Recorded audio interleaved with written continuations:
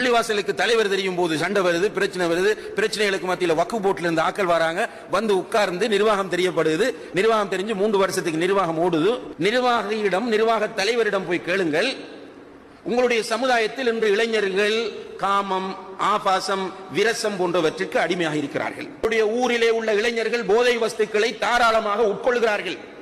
இன்றைக்கு உங்களுடைய ஊரில் உள்ள இளைஞர்கள் உலமாக்களை, பெரியவர்களை, ஆசிரியர்களை, பெற்றோர்களை மதிக்காத நிலைக்கு வந்திருக்கிறார்கள். இந்த இளைஞர்களை நெறிப்படுத்துவதற்கு உங்களிடம் இருக்கிற வேலை திட்டத்தை சொல்லுங்கள் என்று பள்ளிவாசல் தலைவரிடம், பள்ளிவாசல் நிர்வாகிகளிடம் கேட்டு பாருங்கள். ஒத்தரிட்டே ஒன்றுமில்லை, ஜீரோ. ரப்புல் ஆலமீனிடத்தில் நிற்கத்தான் வேண்டும். பள்ளிவாசல் தலைவர் நிற்க வேண்டும், பள்ளிவாசல் நிர்வாகிகள் நிற்க வேண்டும், பள்ளிவாசல் இமாம் நிற்க வேண்டும். நீங்கள் வெறுமனே தொழுகை நடத்துவதும் வெறுமனே நிக்காஹ் நடத்தி வைப்பது மாத்திரமல்ல பள்ளியினுடைய நோக்கம். ரசூல் ஸல்லல்லாஹு அலைஹி வஸல்லம் அவர்கள் மஸ்ஜிதை மிக பிரதானமான இடமாக நமக்கு அடையாளப்படுத்தினார்கள்.